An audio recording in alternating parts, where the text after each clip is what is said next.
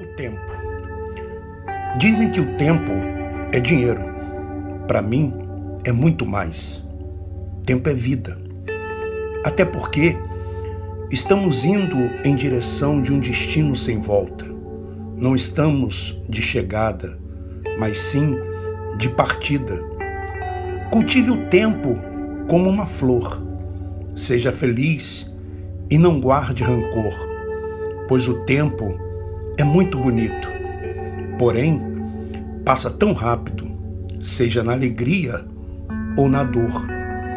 Desfrute da paz, deixa ela fluir como um rio no seu interior por inteiro. Saiba que o tempo não é um bom companheiro. O tempo, na verdade, por ninguém nunca esperou. Ele, o tempo, simplesmente, em um piscar de olhos, já passou. Ele, o tempo, no entanto, é um bom médico que cura quase tudo.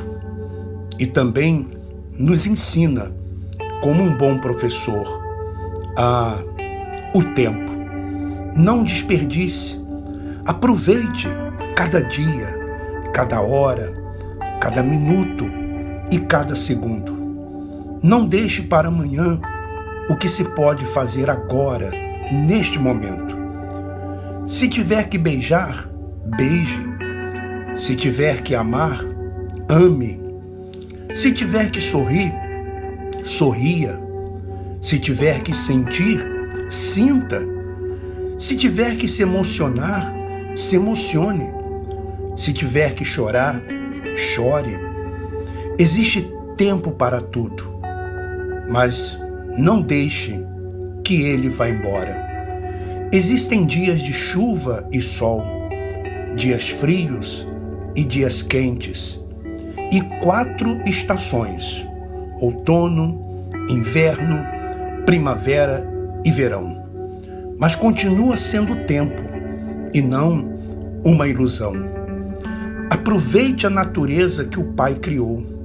Nos dias chuvosos, que tal um banho na chuva? No sol, um banho no mar? E no frio, um abraço para esquentar? No outono, que tal o aconchego do lar? No inverno, se tiver neve, que tal brincar? Se não tiver, não desperdice o tempo. Que tal uma lareira ou uma fogueira para acalentar? Primavera, a estação que mais gosto. As flores lindas para se admirar. No verão, podemos quase tudo, pois o céu está sempre azul e o sol a brilhar. Mas não se esqueça, não deixe o tempo passar. O Evangelho da Graça de Cristo nos ensina a amar ao próximo e ajudar ao outro sem desejar nada em troca. É um ato de compaixão, generosidade, empatia e humildade. Sendo assim, amar ao próximo é se importar com a vida do outro. Se deseja apoiar o nosso trabalho e fazer parte do grupo Comunidade Igreja em Casa, entre em contato através do WhatsApp, sinal de mais 351 912 590 270, sinal de mais 351 912 590 270. Desde já lhe agradeço e que Deus continue lhe abençoando.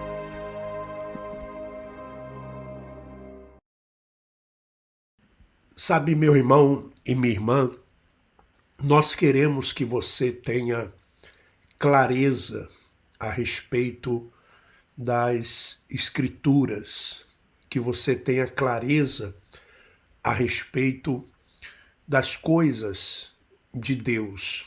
Você sabe que a Bíblia é um livro de interpretações, isso mesmo.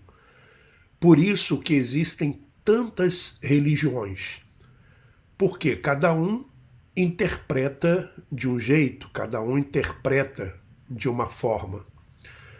Porém, nós aqui procuramos interpretar de uma forma mais próxima possível daquilo que é coerente, tá? Daquilo que é coerente. Então, a Bíblia que nós usamos, ela tem 66 livros. 66 livros. E a Bíblia, ela tem o Antigo Testamento, né, que vai de Gênesis até Malaquias.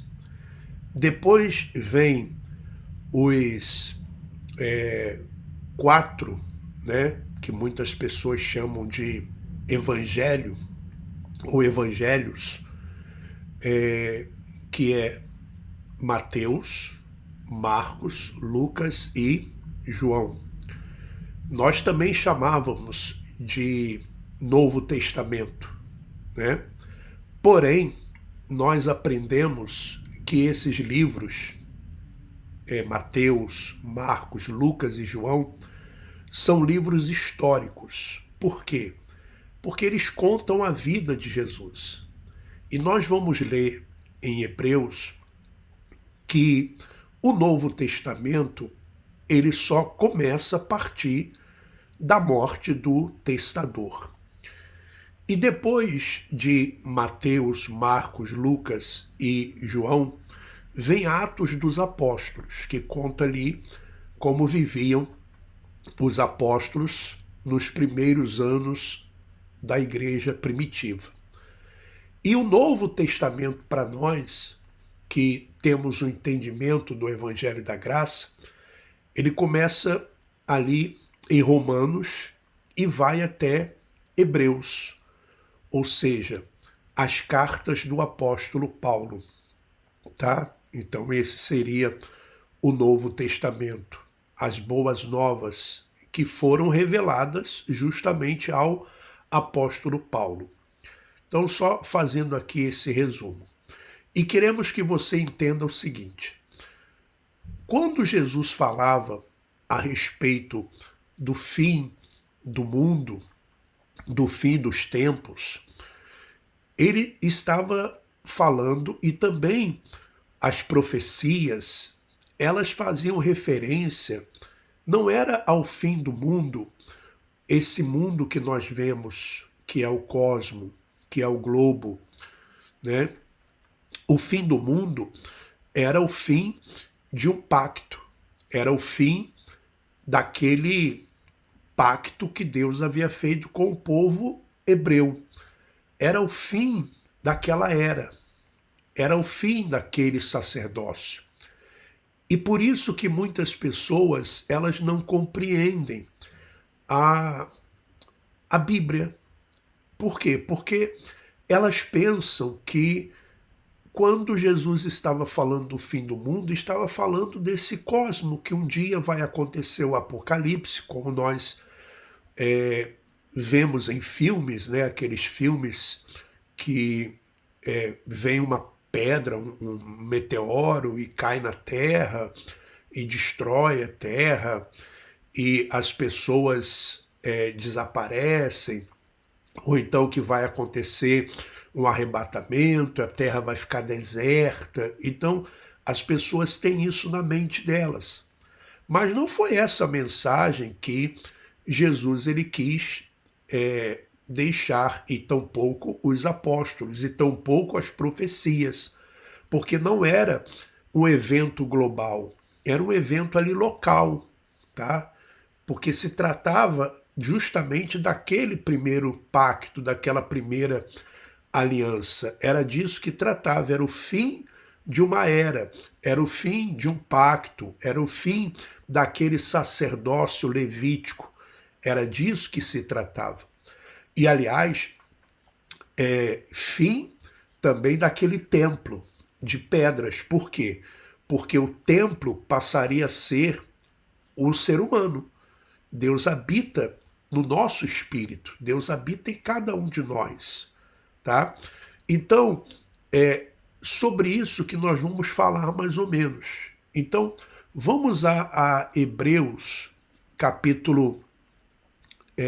vamos a Hebreus, capítulo 9, por favor, se você puder aí abrir a sua Bíblia. Hebreus, capítulo 9. Olha só o que diz. Ora, a primeira aliança também tinha preceitos de serviço sagrado e o seu santuário terrestre. Então era um santuário terrestre. Era o tabernáculo que Deus havia mandado Moisés construir, e depois Davi teve a ideia de construir o templo. Ele não construiu, mas Salomão construiu. Templo esse que foi destruído por Nabucodonosor, né, o rei da Babilônia, e depois ele foi reconstruído na época de Neemias e foi também reformado por Herodes, antes de Jesus. Quando Jesus chegou, quando Jesus aparece ali no cenário, havia o templo que havia sido reformado por Herodes, tá? E ali nesse templo era onde os sacerdotes, eles e os sumos sacerdotes faziam sacrifícios de animais. Porque no primeiro pacto havia os sacrifícios de animais. Então as pessoas, quando elas pecavam, quando elas erravam, elas iam até o sacerdote e ofereciam um animal pelos seus pecados. E isso criou ali, na época de Jesus, um grande comércio, porque as pessoas vinham de longe, então elas vinham trazendo dinheiro, e ali elas trocavam dinheiro, ali elas compravam os animais. Se criou um grande comércio em torno desses sacrifícios de animais, desses rituais, dessas cerimônias que constavam na lei de Moisés, ou nas leis de Moisés. Você lembra que quando Jesus, uma vez, ele estava no templo, nesse templo de Herodes, ele vira a mesa dos cambistas e ele chama atenção dizendo, olha, vocês fizeram da casa do pai, porque ali era considerado então, até então, a casa do pai, porque ainda estava de pé. Então Jesus chama atenção e diz, olha, vocês transformaram isso aqui num covil de ladrões, de salteadores, vocês estão fazendo disso um grande comércio. E fizeram mesmo um grande comércio. Aliás, isso vai acontecendo sempre no decorrer das gerações. Tanto é que hoje também se faz um grande comércio com a palavra de Deus, né? Você vê que normalmente nessas igrejas chamadas as igrejas evangélicas pentecostais, tudo é em volta do dinheiro. Toda mensagem é relacionada ao dinheiro. Eles não falam de outra coisa no seu dinheiro. É dízimo, é envelope para colocar dinheiro, é sacrifício, vendem isso, vendem aquilo outro. É um grande comércio. Então, na época de Jesus também era assim.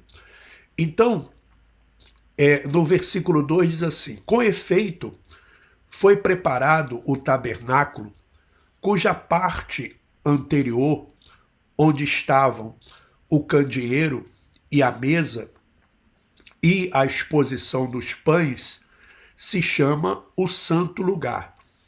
Por trás do segundo véu se encontra o tabernáculo que se chama Santo dos Santos. Então, esse primeiro tabernáculo, o templo, ele havia uma divisão.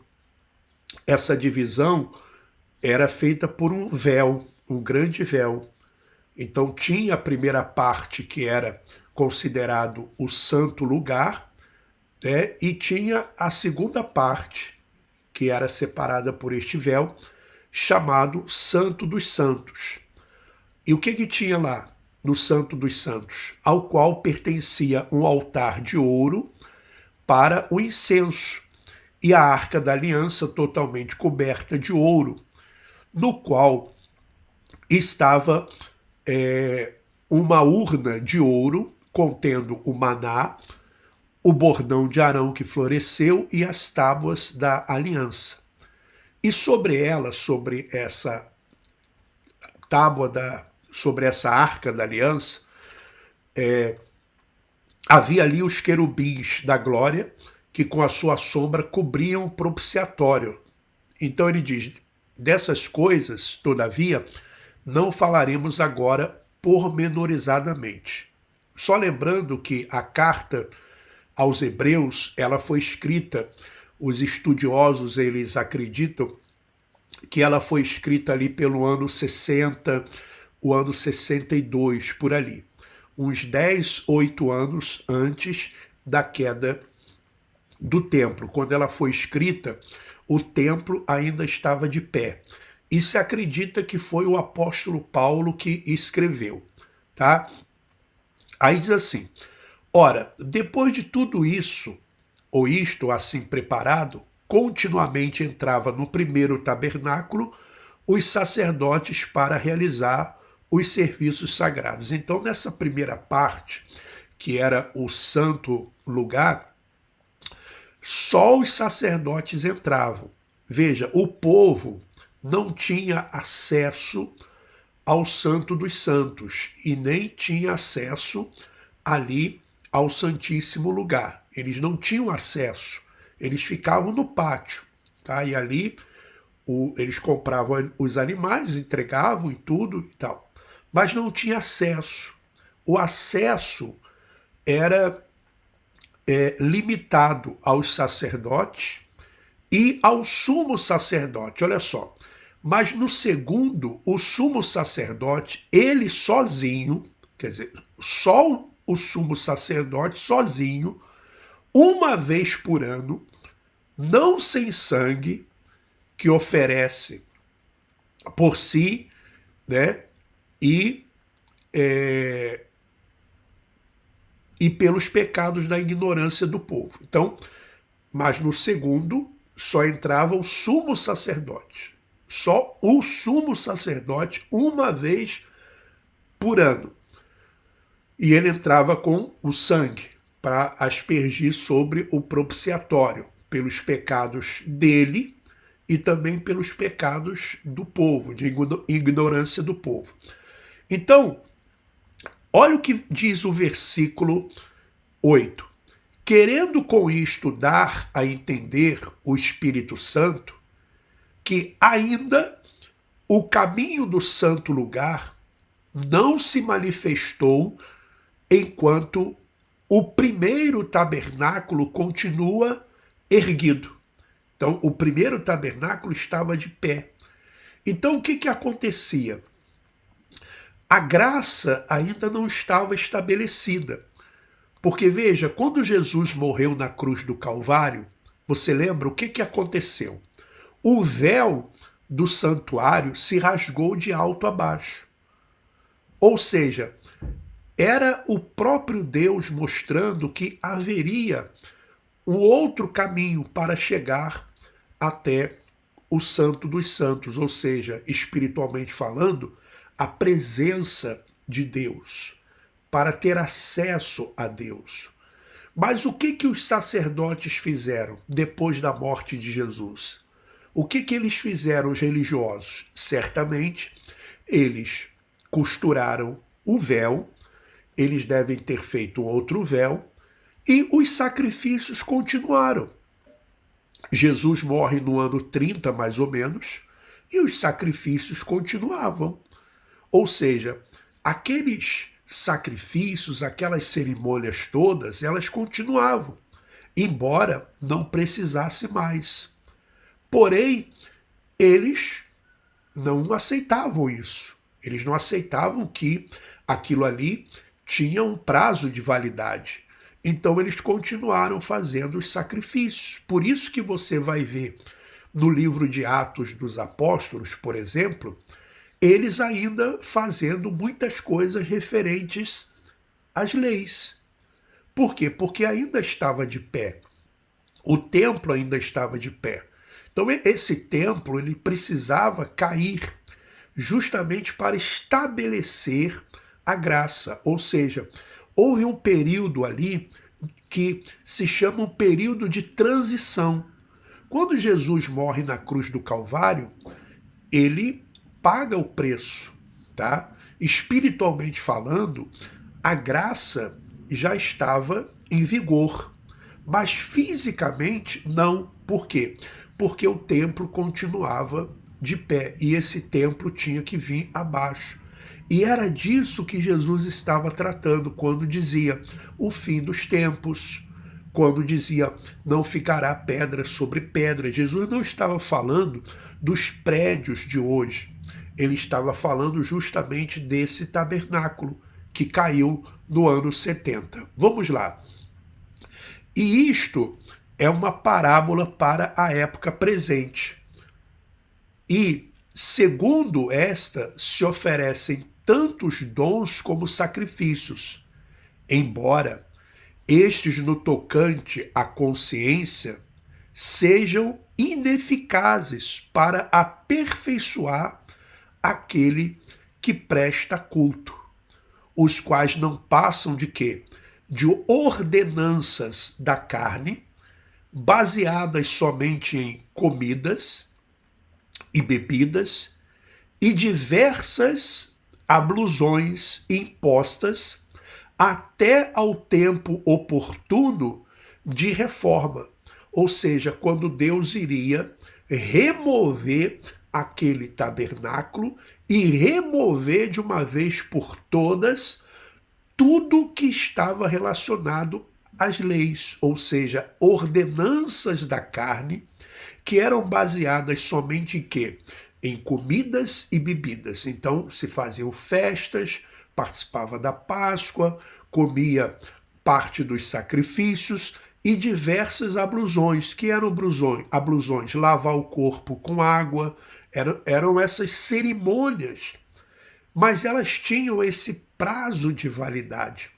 O que acontece hoje? O sistema religioso não faz essa separação e continuam fazendo as mesmas coisas, ordenanças da carne, baseadas somente em comidas e bebidas e diversas ablusões. E aí você pode então considerar a Páscoa, que eles transformaram numa chamada Santa Ceia, né, baseadas em comida e bebida, ou seja, um pedacinho de pão, um suco de uva, onde diz que a pessoa vai ter comunhão com Deus se ela comer aquele pão e beber aquele suco de uva. Ablusões, que são o batismo, né? Você vai se batizar nas águas para a remissão dos seus pecados. Ora, e o sangue de Jesus, né? Então são ordenanças que eram ineficazes. Elas não traziam o efeito que o próprio Deus queria que trouxesse. Por quê? Porque dependia da carne. E a nossa carne, ela é inclinada sempre para aquilo que é mal. O apóstolo Paulo diz que não existe bem nenhum, ele diz assim, não existe bem nenhum na minha carne, tá? Então, tanto é que a carne e o sangue não entram no reino de Deus. Nós não podemos servir a Deus com a nossa carne, tá? Não dá, não tem como. Deus é espírito. Aliás, nós vamos ler também depois o que aconteceu lá em Atos dos Apóstolos, capítulo 7. Mas vamos aqui em diante. Quando, porém, veio Cristo como sumo sacerdote dos bens já realizados, mediante o maior e mais perfeito tabernáculo, não feito por mãos, quer dizer, não desta criação, não por meio de sangue de bodes e de bezerros, mas pelo seu próprio sangue, entrou no Santo dos Santos, quer dizer, assim como o sacerdote Aliás, o sumo sacerdote ele entrava uma vez por ano, todo ano ele entrava no Santo dos Santos com o sangue dos animais. Então, Jesus ele entrou no Santo dos Santos, espiritualmente falando, uma vez por todas, tendo obtido a eterna redenção, ou seja, o perdão dos pecados, a redenção. Por isso que hoje, quando Deus nos olha, Deus não nos olha como pecadores. Deus nos olha como pessoas que foram redimidas, como ele redimiu aqueles que viveram antes de Cristo, durante os dias de Jesus na sua carne, e nós que nascemos depois, já nascemos debaixo dessa redenção, já nascemos debaixo dessa bênção, já nascemos debaixo dessa conquista que foi realizada lá na cruz do Calvário. Portanto, se o sangue de bodes e de touros e a cinza de uma novilha, aspergida sobre os contaminados, os santificavam quanto à purificação da carne, muito mais o sangue de Cristo, que pelo Espírito eterno, a si mesmo se ofereceu sem mácula a Deus, purificará nossa consciência de obras mortas para servirmos ao Deus vivo. Por isso mesmo, ele quem? Jesus é o mediador da nova aliança, a fim de que, intervindo a morte para a remissão das transgressões que havia sob, ou seja, debaixo da primeira aliança, recebam a promessa da eterna herança àqueles que têm sido chamados. Porque onde há testamento, olha só que interessante, é necessário que intervenha a morte do testador. Pois um testamento só é confirmado no caso de mortos, visto que de maneira nenhuma tem força de lei enquanto vive o testador. Então, aqui acreditamos que foi o apóstolo Paulo que escreveu essa carta. Ele diz que o testamento só tem valor quando morre, né? O testamento só tem valor quando morre o testador. Enquanto o testador está vivo, o testamento não tem valor, não é colocado, ele não entra em vigor. Por isso que Mateus, Marcos, Lucas e João, na nossa concepção, no nosso entendimento, não fazem parte do Novo Testamento, embora tenham sido escritos depois da morte de Jesus. Eles falam da vida de Jesus, enquanto Jesus estava vivo. Eles relatam a biografia de Jesus. Então, o Novo Testamento ele só começa a partir da morte de Jesus na cruz do Calvário, tá? Depois que ele morre. Pelo que nem a primeira aliança foi sancionada sem sangue. Porque, havendo Moisés proclamado todos os mandamentos segundo a lei a todo o povo, tomou o sangue dos bezerros e dos bodes com água e lã tinta de escarlate e isopo e aspergiu não só o próprio livro, como também sobre todo o povo, dizendo: este é o sangue da aliança, o qual Deus prescreveu para vós outros. Igualmente, também aspergiu com sangue o tabernáculo e todos os utensílios do serviço sagrado. Com efeito, quase todas as coisas, segundo a lei, se purificam com sangue, e sem derramamento de sangue não há remissão de pecados, né? Não há remissão. Era necessário, portanto, que as figuras das coisas que se acham nos céus se purificassem com tais sacrifícios, mas as próprias coisas celestiais com sacrifícios a eles superiores. Porque Cristo não entrou em santuário feito por mãos, figura do verdadeiro, porém no mesmo céu, para comparecer, né, para comparecer agora por nós diante de Deus. Nem ainda para se oferecer a si mesmo muitas vezes, como sumo sacerdote cada ano entra no Santo dos Santos com sangue alheio. Ora, neste caso, seria necessário que ele tivesse sofrido muitas vezes desde a fundação do mundo. Agora, porém, ao se cumprirem os tempos, está vendo? Ao se cumprirem os tempos, ou seja, os tempos se cumpriram ali no primeiro século. Ali se cumpriu tudo, ali se concluiu tudo. Veja o que ele diz, ao se cumprirem os tempos, tá? Porque era disso que eles tratavam.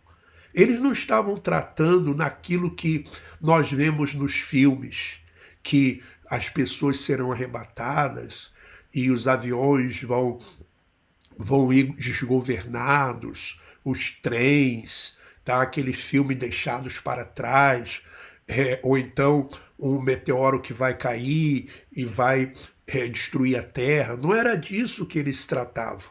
Até porque lá no livro de, se eu não me engano, Eclesiastes, que diz que geração vem, geração vai, mas a Terra permanece para sempre. Então veja, era disso que eles tratavam. Ora, nesse caso, então, né, seria necessário que ele, Jesus, tivesse sofrido muitas vezes desde a fundação do mundo. Agora, porém, ao se cumprirem os tempos, se manifestou uma vez por todas para aniquilar, veja só, para aniquilar, ou seja, para acabar, para destruir, pelo sacrifício de si mesmo, o pecado. Ou seja, o pecado de Adão foi aniquilado. Não existe mais pecado de Adão. O preço foi pago. Ah, mas por que as pessoas hoje elas erram? Por causa da carne. O que existe hoje é o pecado da carne. É a manifestação da carne. Pecado de Adão, no que se refere à sua salvação, à minha salvação, à nossa salvação, não existe mais, foi aniquilado. Agora, é claro, o sistema religioso não vai falar isso para você. Por quê? Porque, imagina, o que prende as pessoas dentro dos templos é justamente a pessoa ficar com a sua consciência pesada por causa dos pecados, não é verdade? E ela tem que estar sempre fazendo, por exemplo, o que os sumos sacerdotes faziam, eles continuam fazendo hoje, por exemplo, com a chamada Santa Ceia. Você lembra quando você participava da Santa Ceia? Como é que o pastor ele fazia? Ele pregava, olha, você que está em pecado, você não pode participar da ceia, lembre agora dos seus pecados, peça perdão a Deus para depois você participar do corpo e do sangue de Jesus. Não era assim? Exatamente o que os sumos sacerdotes faziam no Antigo Pacto. Ano após ano, eles ficavam ali lembrando o pecado das pessoas, mas não resolvia o problema do pecado. Não resolvia. E hoje, os líderes religiosos, o sistema religioso, em vez de fazer de ano a ano, eles fazem aos domingos, né, o primeiro domingo do mês, e ainda fazem também durante um dia da semana. Ou seja, justamente para ficar lembrando as pessoas dos pecados delas. Então a pessoa nunca está livre. Ela nunca pode viver aqui nesse mundo o reino de Deus, que começa aqui. Aliás, eu estava pensando ontem em fazer uma série de vídeos falando a respeito do reino de Deus aqui neste mundo, que começamos a reinar aqui, tá? Então, ele diz, e assim como os homens está ordenado morrerem uma só vez, vindo depois disto o juízo, que aconteceu no ano 70. Assim também Cristo, tendo se oferecido uma vez para sempre, para tirar os pecados de muito, aparecerá a segunda vez sem pecado aos que o aguardam para a salvação. Ou seja, se Jesus não voltou, então ninguém está salvo, está todo mundo aguardando a salvação ainda. Mas não é isso, tá? Não é isso. Agora, veja, os líderes religiosos daquela época, eles não aceitavam isso. Tanto é que o templo continuava de pé, tá? Nós vamos ver agora Atos dos Apóstolos, capítulo 7, né? Veja só o que aconteceu em Atos dos Apóstolos, capítulo 7. Lembra do sumo sacerdote, que era o que entrava uma vez por ano? Olha só. Então lhe perguntou o sumo sacerdote: porventura é isto assim? Estevão respondeu: varões, irmãos e pais, ouvi o Deus da glória, ouvi. Então ele está falando aqui com os religiosos. Ouvi. O Deus da glória apareceu a Abraão, nosso pai, quando estava na Mesopotâmia, antes de habitar em Harã.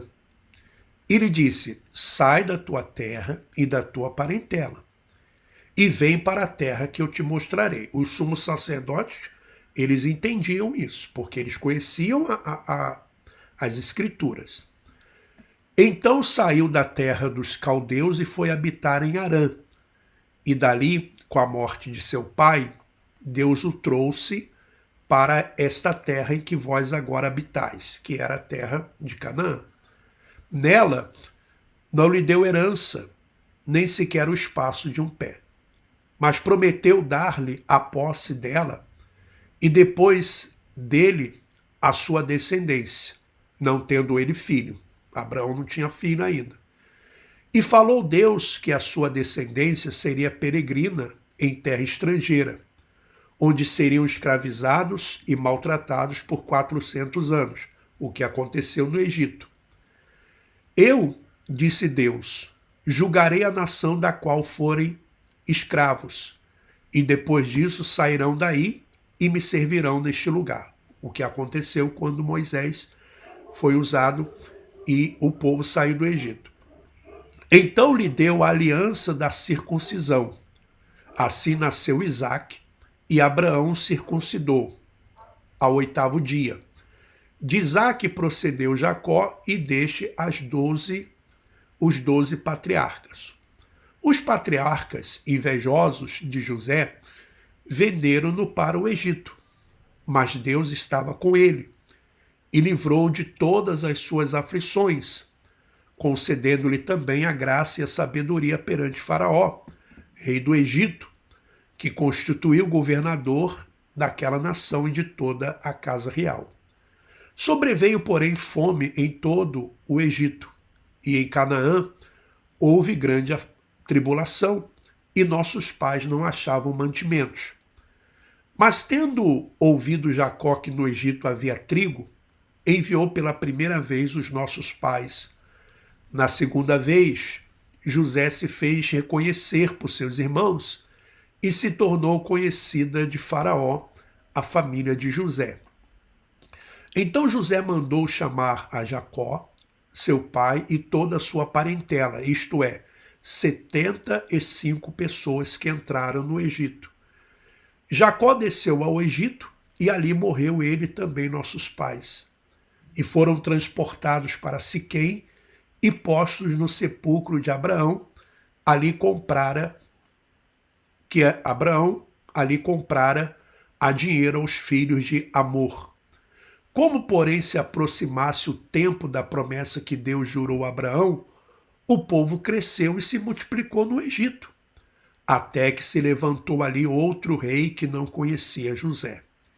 Este outro rei tratou com astúcia a nossa raça e torturou os nossos pais a ponto de forçá-los a enjeitar seus filhos para que não sobrevivessem. Faraó, então, num certo momento, quando soube que iria nascer um libertador e tal, ele mandou matar as crianças. Tanto é que Moisés foi colocado pela mãe, pela irmã, no rio, né? Por esse tempo nasceu Moisés, que era formoso aos olhos de Deus. Por 3 meses Ele foi mantido na casa de seu pai. E quando foi exposto, a filha de Faraó o recolheu e criou como seu próprio filho. E Moisés foi educado em toda a ciência dos egípcios. Por isso que quando Moisés ele escreve, por exemplo, o Gênesis, ele fala da serpente, ele fala de algumas coisas que eram da cultura egípcia, porque ele foi criado dentro de uma cultura egípcia, tá? Moisés foi educado em toda a ciência dos egípcios e era poderoso em palavras e obras. Quando completou 40 anos, lembra? 40 anos. Interessante que Moisés viveu 120 anos, que foram divididos em 3 partes. 40 anos ele ficou como o príncipe, né, o filho da filha de Faraó. 40 anos ele ficou no deserto e depois junto com o seu genro e tal, e depois 40 anos quando ele serve a Deus para tirar o povo do Egito e levá-lo até a terra prometida, embora ele não tenha entrado. Então, quando completou 40 anos, veio-lhe a ideia de visitar seus irmãos, os filhos de Israel. Vendo o homem tratado injustamente, tomou-lhe a defesa e vingou o oprimido, matando o egípcio. Ora, Moisés cuidava que seus irmãos entendessem que Deus os queria salvar por intermédio dele. Eles, porém, não compreenderam. No dia seguinte, aproximou-se de uns que brigavam e procurou conduzi-los à paz, dizendo: Homens, vós sois irmãos, por que vos ofendeis uns aos outros? Mas o que agredia o próximo o repeliu, dizendo: Quem te constituiu autoridade e juiz sobre nós? Acaso quereis matar-me como fizeste ontem ao egípcio? A essas palavras Moisés fugiu e tornou-se peregrino na terra de Midian, onde lhe nasceram 2 filhos. Decorrido 40 anos, apareceu-lhe no deserto do Monte Sinai um anjo, por entre as chamas de uma sarça que ardia. Moisés, porém, diante daquela visão, ficou maravilhado e, aproximando-se para observar, ouviu-se a voz do Senhor: Eu sou o Deus de teus pais, o Deus de Abraão, o Deus de Isaque e de Jacó. Moisés, tremendo de medo, não ousava contemplá-la. Disse-lhe o Senhor: Tira a sandália dos pés, porque o lugar em que estás é terra santa. Veja, o sistema religioso, em vez de explicar essas coisas para as pessoas, eles acham isso uma canseira, tá? Ficar lendo, explicando. Eles pegam isso aqui e vão criar uma campanha para tirar o dinheiro das pessoas. Disse-lhe o Senhor: Tira a sandália dos pés, porque o lugar em que estás é terra santa. Vi com efeito o sofrimento do meu povo no Egito, ouvi o seu gemido e desci para libertá-lo. Vem agora, e eu te enviarei ao Egito. A este Moisés, a quem negaram reconhecer, dizendo que quem te constituiu autoridade e juiz, a este enviou Deus como chefe libertador, com a assistência do anjo que lhe apareceu na sarça. Este os tirou fazendo prodígios e sinais na terra do Egito, assim como no Mar Vermelho e no deserto durante 40 anos. Veja, sempre o 40 anos, que foi ali do ano 30 até o ano 70, a destruição do templo no ano 70. Foi Moisés quem disse aos filhos de Israel: Deus vos suscitará dentre vossos irmãos um profeta semelhante a mim. É este Moisés quem esteve na congregação no deserto, com o anjo que lhe falava no monte Sinai, e com os nossos pais, o qual recebeu palavras vivas para nolas transmitir, a quem nossos pais não quiseram obedecer, antes o repeliram e, no seu coração, voltaram para o Egito, dizendo a Arão: Faze-nos deuses que vão adiante de nós, porque quanto a este Moisés, que nos tirou da terra do Egito, não sabemos o que lhe aconteceu. Naqueles dias fizeram um bezerro e ofereceram sacrifício ao ídolo. alegrando-se com as obras de suas mãos. Mas Deus se afastou e os entregou ao culto da milícia celestial, como está escrito no livro dos profetas. Esse livro dos profetas não está na Bíblia, tá? Existem vários livros que não estão nessas Bíblias que nós usamos. Ó casa de Israel, porventura me ofereceste vítimas e sacrifícios no deserto pelo espaço de 40 anos? E acaso não levantaste o tabernáculo de Moloque e a estrela do deus Renfã, figuras que fizeste para as adorar? Por isso vos desterrarei para além da Babilônia. O tabernáculo do testemunho estava entre nossos pais no deserto, como determinara aquele que disse a Moisés que fizesse segundo o modelo que tinha visto, o qual também nossos pais, com Josué, tendo recebido, o levaram quando tomaram posse das nações que Deus expulsou da presença deles até os dias de Davi. Este achou graça diante de Deus e lhe suplicou a faculdade de prover morada para o Deus de Jacó. Mas foi Salomão quem edificou a casa. Entretanto, olha só, não habita o Altíssimo em casas feitas por mãos humanas, como diz o profeta. O céu é o meu trono e a terra o estrado dos meus pés. Que casa me edificareis, diz o Senhor, ou qual é o lugar do meu repouso? Não foi, porventura, a minha mão que fez todas essas coisas? Homens de dura cerviz e incircuncisos de coração e de ouvidos, vós sempre resistis ao Espírito Santo, assim como fizeram vossos pais, também vós o fazeis. Qual dos profetas vossos pais não perseguiram? Eles mataram os que anteriormente anunciavam a vinda do justo. Então eles matavam aqueles que anunciavam a vinda do justo, que era a vinda de quem? De Jesus, do qual vós agora vos tornastes traidores e assassinos. E olha, ele estava falando isso para quem? Para o sumo sacerdote, para os sacerdotes. Vós que recebeste a lei por ministério de anjos e não aguardaste. Ouvindo eles isto, olha só, enfureceram-se no seu coração e rilhavam os dentes contra ele. Mas Estevão, cheio do Espírito Santo, fitou os olhos no céu e viu a glória de Deus e Jesus que estava à sua direita. E disse: Eis que vejo os céus abertos e o Filho do Homem em pé à destra de Deus. Eles, porém, clamando em alta voz, taparam os ouvidos e, unânimes, remeteram contra ele. E, lançando fora da cidade, o apedrejaram. As testemunhas deixaram suas vestes aos pés de um jovem chamado Saulo, que era Saulo, mas depois veio se chamar Paulo. Veja, por que apedrejaram Estevão? Simplesmente por ele dizer que Deus não habita em templos feitos por mãos humanas.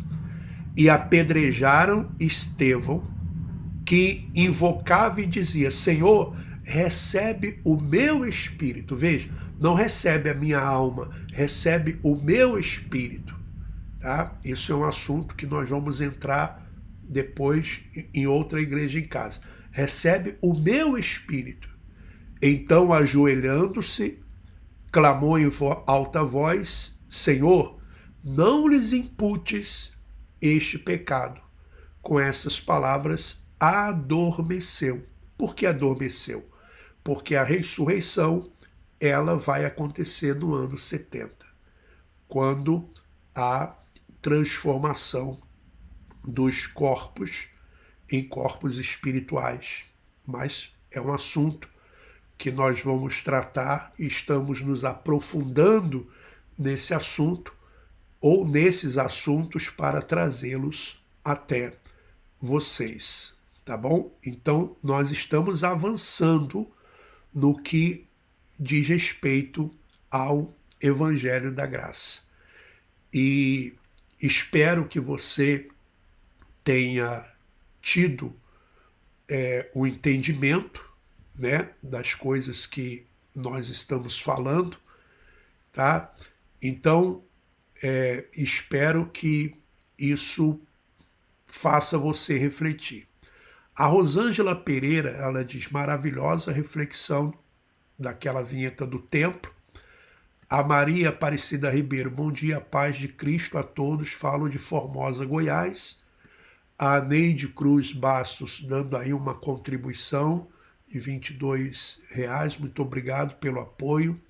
Aparecida, esse estudo está muito interessante, precisamos muitas dessas referências bíblicas. A Dalva Clóvis aqui, ela bota vários, não precisa fazer isso, né, irmã? Mas Deus continue lhe abençoando.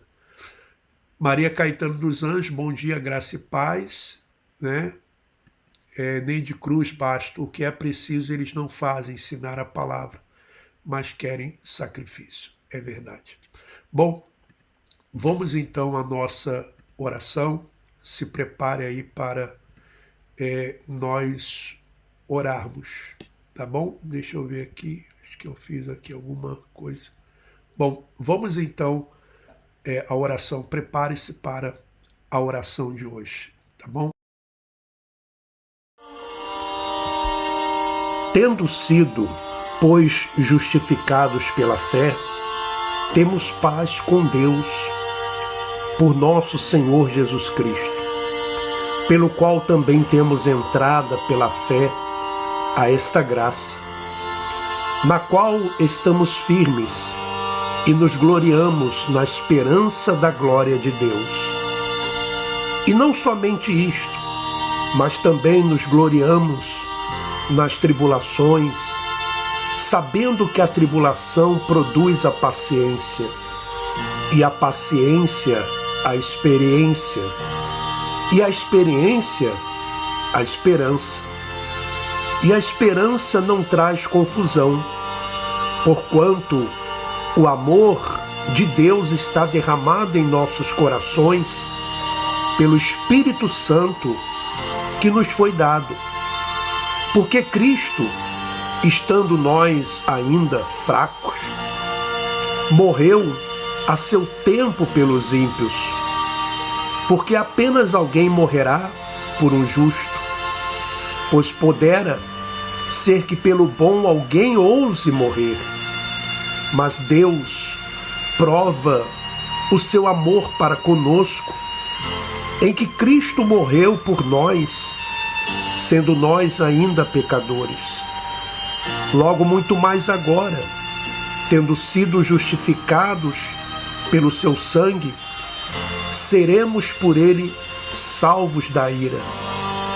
Porque se nós, sendo inimigos, fomos reconciliados com Deus pela morte de seu Filho, muito mais, tendo sido já reconciliados, seremos salvos pela sua vida. Romanos, capítulo 5, do versículo 1 ao versículo 10.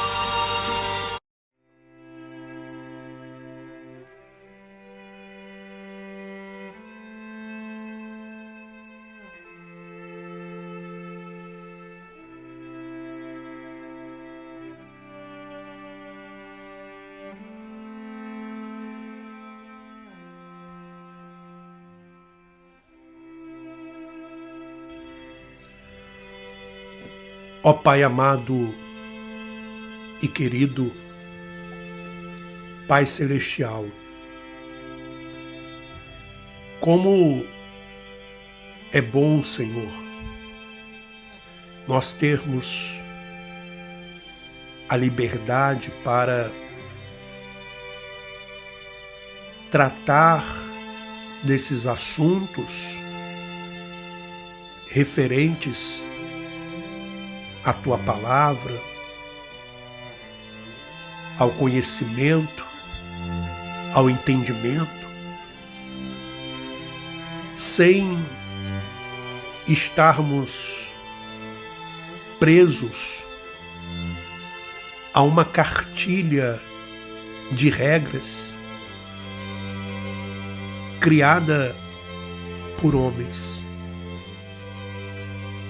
E quando temos esta liberdade, é porque o teu Espírito está agindo. Porque aonde há o teu Espírito, aí há liberdade. Nós não estamos presos a dogmas. Nós não estamos presos a paradigmas. Não estamos presos a ordenanças da carne, a blusões, cerimônias que só se consistem em comida e bebida,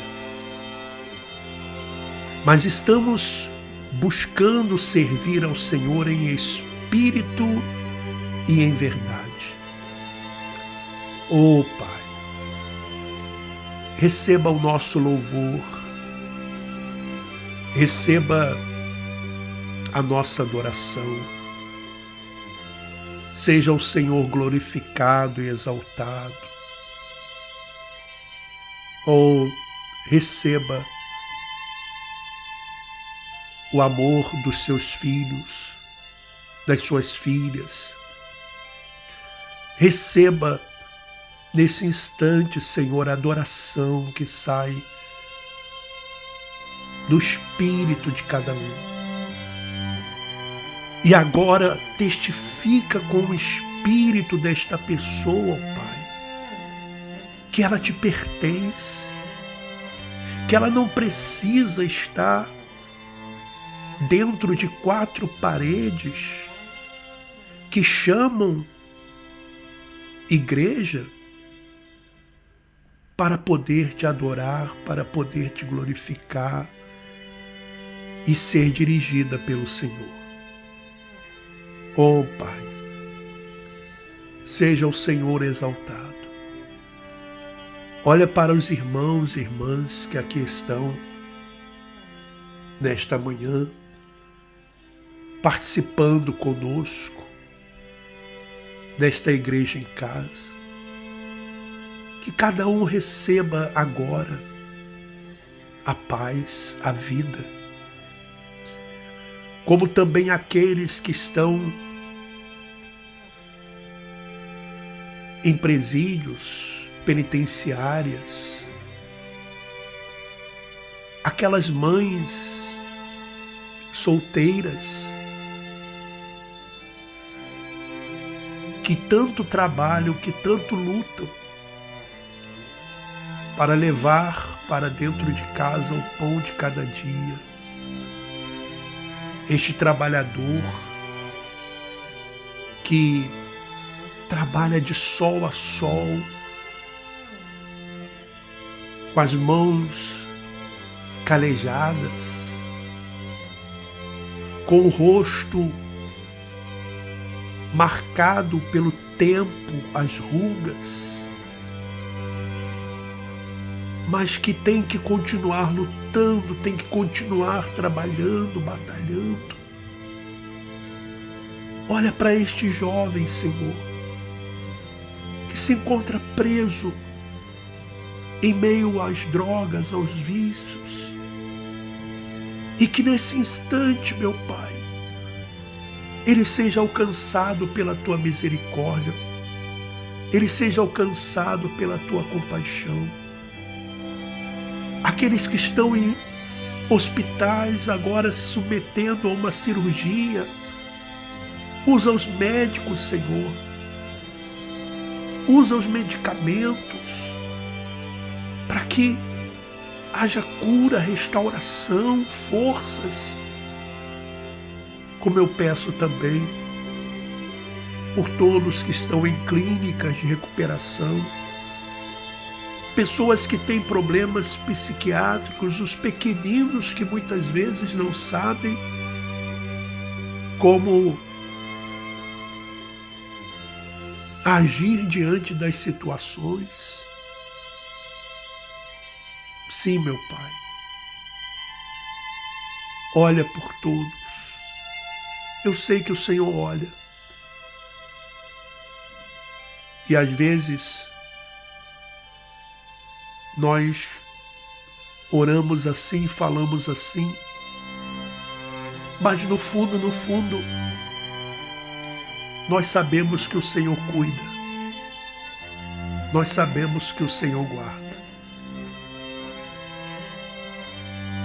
Que o nosso dia, nossa semana, seja de paz, seja de vida e de forças para continuarmos o nosso labor. Tudo pertence ao Senhor e entregamos a Ti os nossos caminhos.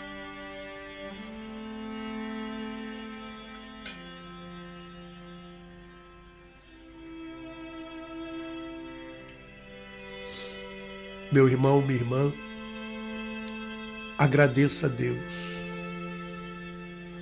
pela sua vida, pela sua família, pelo seu trabalho.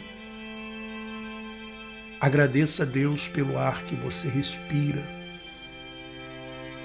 por tudo.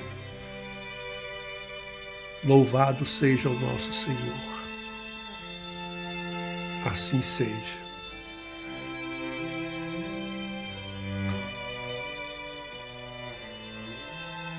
Olá, eu gostaria de lhe convidar para que você fizesse parte da nossa comunidade Igreja em Casa.